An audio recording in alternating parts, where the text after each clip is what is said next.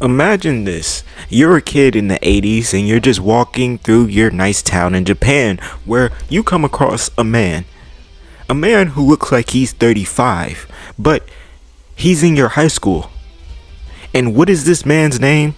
None other than Jotaro Kujo. Yep, if you saw the title, that means today we're going to be talking about why these high schoolers look so fucking buff. Which really we're just talking about the changing art style and how it changed throughout all the parts. But that's a good start. Because when you look at the first three parts, all the characters were just buff, big, large. And Hirohiko Araki, he's even in interviews talked about why he made it that way and why it changed the way it did. But it's actually insane. Like, he literally made the first three JoJo's 6'5". All three of them are 6'5", and all three of them are around like 205, 210, maybe 200, you know what I mean?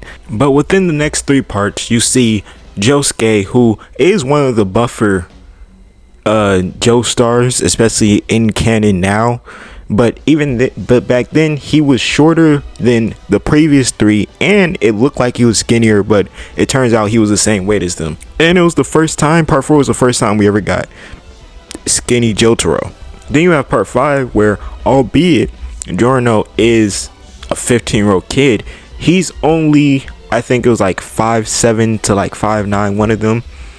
Part 6, Jolene's only 5'5", which is the average height for a woman. And in part 7, Johnny is really short. He's like 5'3", 5'4", 5'5". He's around that height frame, which is average height for like a horse jockey. But as JoJo has gone on, the characters, they've just gotten smaller until we got to part 8, where it's actually Josuke. He's actually one of the buffest, if not the buffest characters we have, or Joestars we have.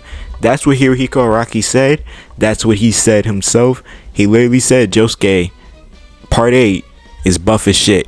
But when Araki was asked what the change was for, this is what he said.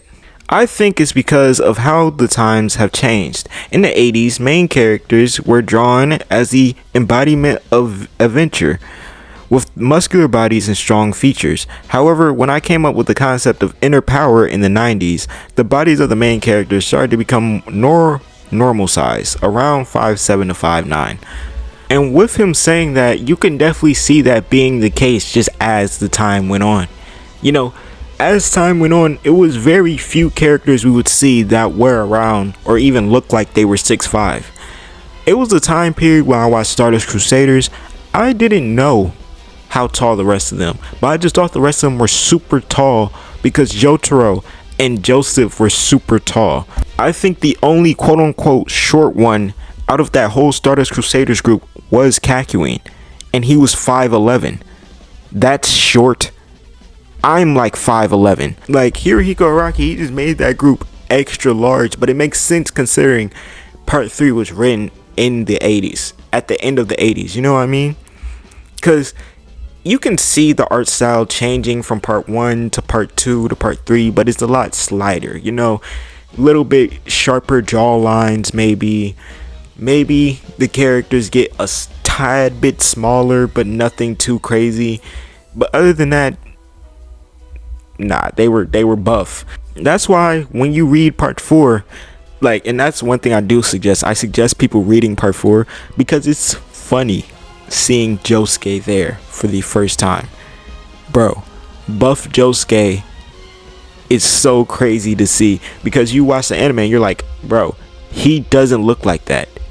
So that means all the buff characters were deadass just buff off perception. Straight perception. Except Jonathan.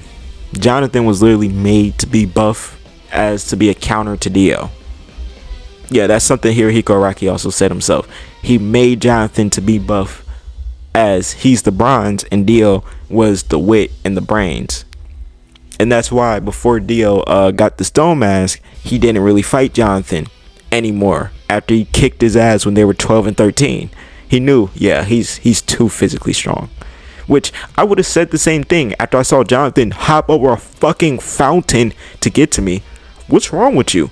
Like, I feel like I'm not one of those people that are like, oh, we should keep the old characters in their old art style because that's how we watch them and that's how we remember them. You know, because I hear a lot of people being like that for Jonathan and Joseph. And they're like, oh, well, now I can barely tell Jonathan and Joseph apart. Oh, I don't know. When you look at their accessories, most of the time, you can kind of tell. Or if you look at who they're standing with. Because I literally saw a picture of Jonathan standing with Giorno, and everyone's like, oh, he kind of looks like Joseph. Why the hell would Joseph be standing with Giorno? But I still get it. You know, I get it. New Jonathan and new Joseph kind of look somewhat similar. And I also hear people being like, oh, he has same face syndrome now, which I somewhat agree. Part A, it got kind of bad at some points, but it didn't get that bad. You know, it didn't get so bad to the point where you're just looking at a character like, oh, you just got the same face as everyone else. You just got different hair and different clothes on. Like, I just think his art style changed throughout the years. It's been great. It's great to see his art style go from something of literally the 80s. Because again, he's not lying when he said in the 80s, most of the popular anime were having super buff characters. Fist of the North Star is literally one of the anime that I'm talking about. Fist of the North Star and Berserk. I forget what year the Berserk manga came out, but Fist of the North Star and Berserk, both big buff characters. But I enjoy watching his art style slowly shift, little skinnier, then just evolve the skinniness just a little bit. But really, that's all I got for y'all today. If y'all enjoyed the video, make sure to like, comment, subscribe. You know, we're on the road to 5K, so anything helps. And until next time, peace.